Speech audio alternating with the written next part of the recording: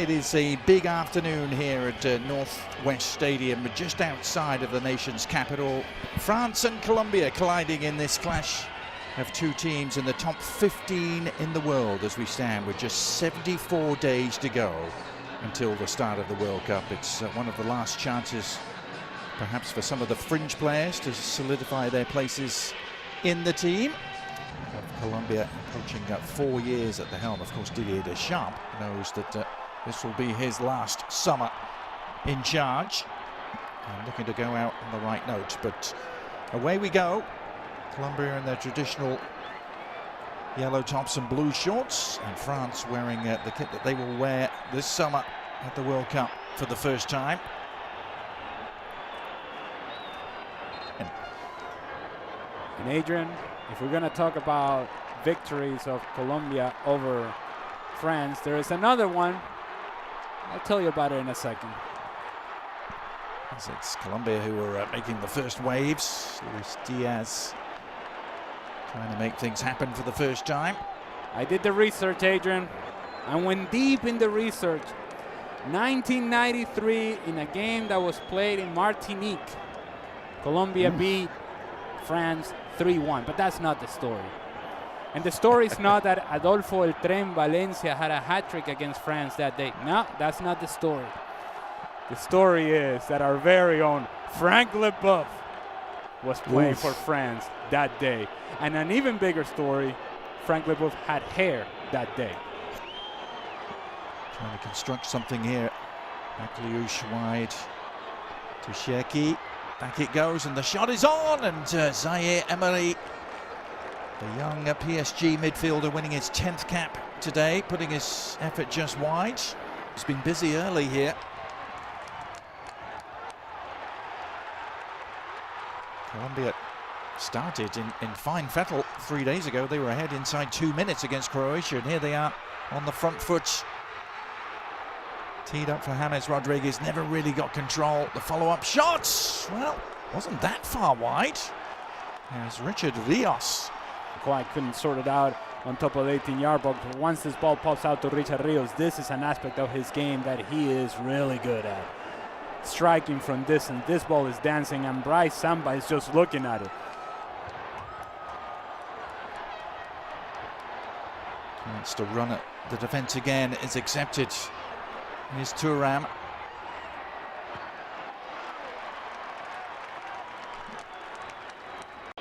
Played nearly every minute in 2018. N'Golo Kante has played the first touch, but able to keep the attack alive. Akliouche looking to combine, and well, it's an ungainly tangle of legs rather than an actual foul. There's an initial grab from Juan Cabal. Initial, a little something. Not enough for a penalty. Mojica sort of turns Akliouche around, and then Cabal, as you mentioned, tangling the legs, and we play on. World Cup qualifying action. Now, chance for Thuram, going round the keeper, but he was offside. Montero out to make life difficult for him, but Marcus Thuram straying beyond the last defender. Because it's not a guy that is really going to exploit his speed, he really has to play on that line. Gives you an idea why is it important to find the right players to give you depth in a tournament like the World Cup. Yeah, it's Colombia though who are forcing the issue here, and that was an all-important touch behind for the corner. My goodness, I think Arias thought he had a tap-in coming his way. And he did. The service is coming. John Arias has the tap in, and Lucas Hernandez with a sliding challenge. Great defensive play. Players for this team going into this World Cup. Yeah. It's Kante eluding the defender Akliouche onto Kalulu, and well, flag stays down for now. Little pocket on the edge of the area, but a pocket that was closed down very quickly, but at the expense of a free kick. Lucas Hernandez brought down. The Colombians didn't like it at all.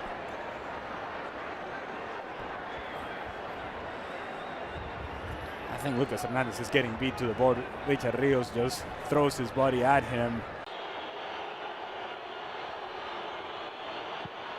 Digne right into the wall. Massive in doing so, even down to 10 men. Chance though for Colombia to make some waves here. Another great run down the left. Diaz teeing it up, and the shot all along the ground was a fair enough test there for Bryce Samba, who was equal to it. Give away from Digne. Colombia have it back. Some really good footwork there from Davinson Sanchez.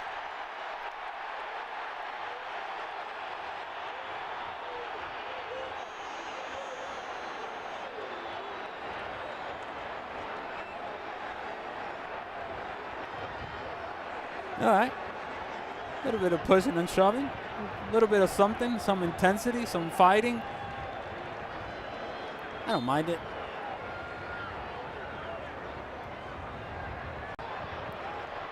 Akliouche, a long way out. Dragged his shot just wide of the near post. Unlikely result of Bolivia beating Brazil meant that Venezuela was out. Happy times. Yay.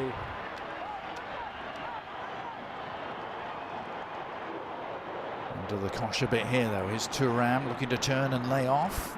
The shot, oh, it's turned in. France leads. Doué's efforts took a huge deflection. May actually go down as an own goal. It certainly deceived Montero. But Doué receiving the plaudits. He just puts it on target, and then Daniel Muñoz is the one that deflects it on goal. Akliouche putting some pressure, looking for a combination, a little give and go action. Can I get him behind? No. It's going to be Marcos Thuram. And at this point, it felt like Colombia maybe had it under control, and they did not. The deflection by Johan Mojica falls onto the path of Doué, who puts it on target. Give him credit. Alvaro Montero had it covered. And to your point, Adrian, it is indeed the deflection of Daniel Muñoz that takes it away from Montero. 1-0 France. Daniel Muñoz just stretching out a left leg here to try and block the effort. All he could do was steer it past the helpless Montero. It was only a matter of time when he was just going to take over the world and be among the elites in the world. And it just never quite happened for him at the club level. No. As Arias gets to the byline, whips in the cross. A little bit of a late infringement there on Bryce Samba, who stays down.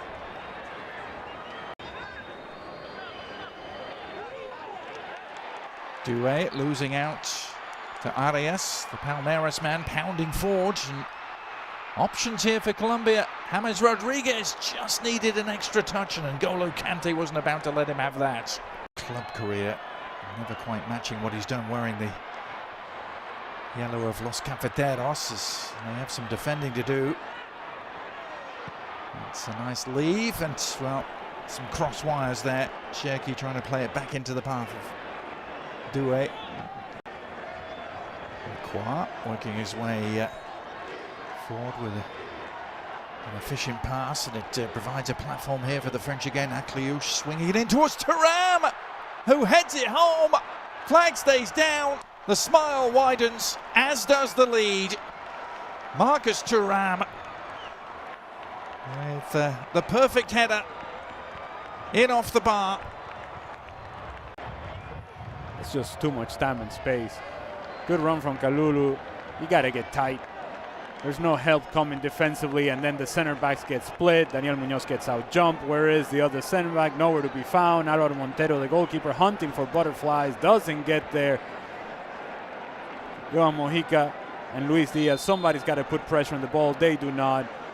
Center backs gets out jump. Davinson Sanchez misjudges the flight of the ball. Daniel Muñoz is a mismatch against a guy like Marcos Thuram, and then Alvaro Montero doesn't help the situation because he threatens to come out but doesn't, off the post and in. 2-0. Looking to respond immediately. Decent looking cross. Colombia have a corner. The two centre backs were split horribly there. That second French goal. Well, I'm not sure where Juan Cabal was, but he wasn't where he needed to be. As they try and hit back though, it's Muñoz, who was almost on the end of that intricate move. You're sacrificing some of the pressure that you can put other teams under in the midfield, but you're gaining in the creativity that you can have in the attacking third. And Thuram has latched onto this. Another potentially potent moment, and Thuram seeing his final effort deflect wide for a corner. Shaky after the back heel from N'Golo Kante, and it falls Doué's way. Trying to weave his way through, gets the shot off. And tipped over the top by Montero. This is impressive stuff again from the French. It is from France, and certainly it is not from Colombia's perspective. They have a lot of numbers around the ball, but nobody's actually closing down the space. There's a lot of ball watching going on defensively from Colombia, and they seem to be confused as to where is it that they need to step to the ball. Once France starts rotating, and something that we mentioned earlier, once they start rotating positions and players come in and out of position, Colombia seems confused as to who to pick up. Corner served in, up for grabs on the edge of the area. Has Nestor Lorenzo, and it has to be sorted out. But this is a concern that Colombia has had. It's not just in this game. There's a lot of sort of talking going back and forth as to who drops in, who steps forward. And you have in James Rodriguez a player who's just going to float. And then John Arias wants to join in the attack. And so you start losing numbers in the midfield. France starts getting control of that area of the field. And, well, in the end, it's 2-0. France's first trip to the US since 1979. They hadn't been here in all that time. Of course, didn't qualify for the 1994 World Cup, famously. As Hernandez has to get that back in a hurry to Samba, who was he outside his area? That was what Luis Suarez was claiming.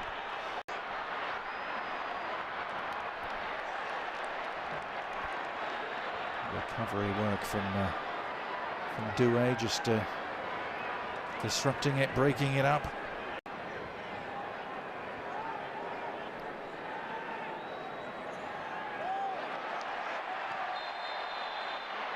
Well, the quick thinking and intervention there by Puerta, drawing the foul and the resulting free kick. Some game to make a debut in.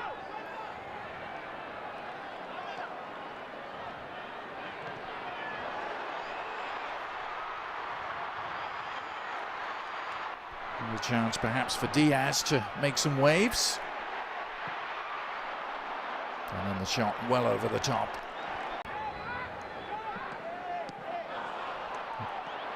Well, that's a careless giveaway. Will it be punished? France on the move here. It's Thuram chasing it down. Good square, and the shot is on, and it's 3. And it's Doué again who's done it. A clinical counter-attack.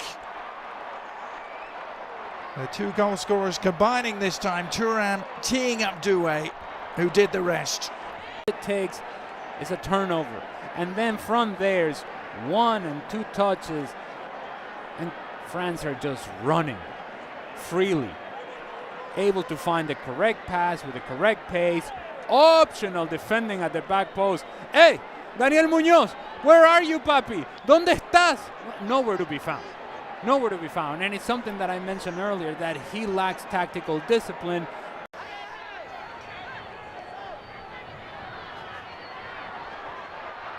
I think they found him a hotel eventually, but I'm glad the budget allowed it.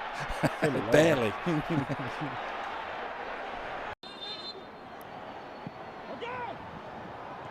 James curling it beyond the far post, still there for the taking. Got on the score sheet against Brazil, very similar finish to the one that Kylian Mbappe had produced in the first half. In fact, he mentioned that in the post-game interview, didn't he? He said, saw the way Mbappe finished. This is a surging run from the Liverpool man, and in the end a cross.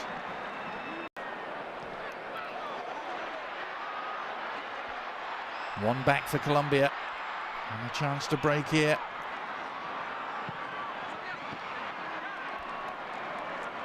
Samba down to smother. This is at least a productive training session.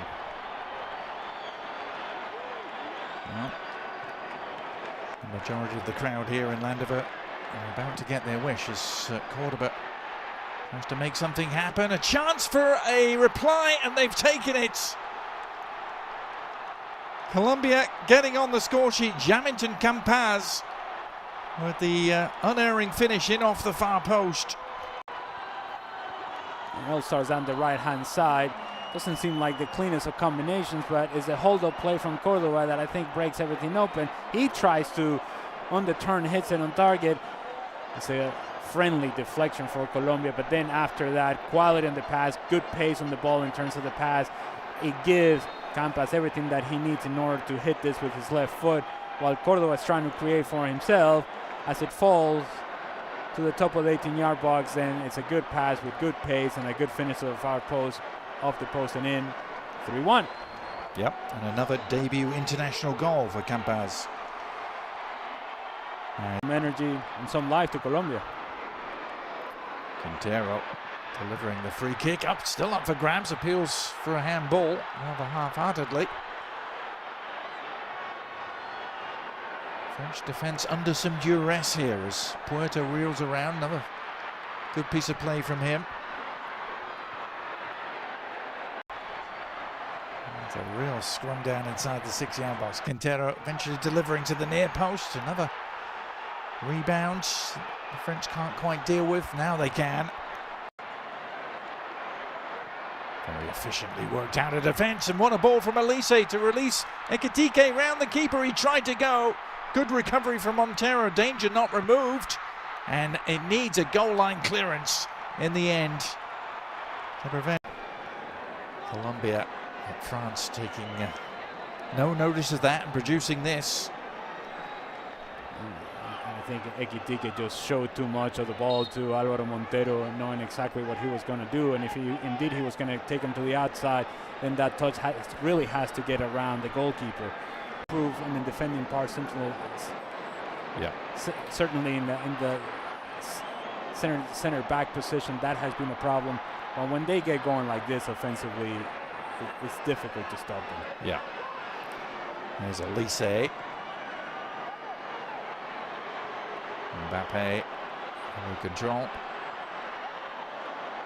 Nicely done for Digne. Back to Mbappe into the side netting.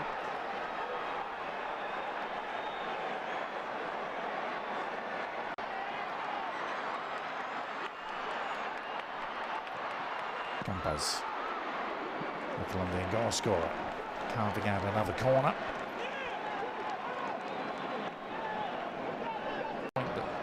Plenty of talented French teams that haven't won before.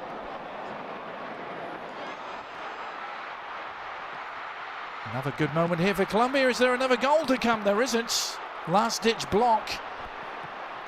Campas trying his luck again. Samba able to punch it clear. And the French survive defensively and look to thrive at the other end again. Ekitike with a driving run.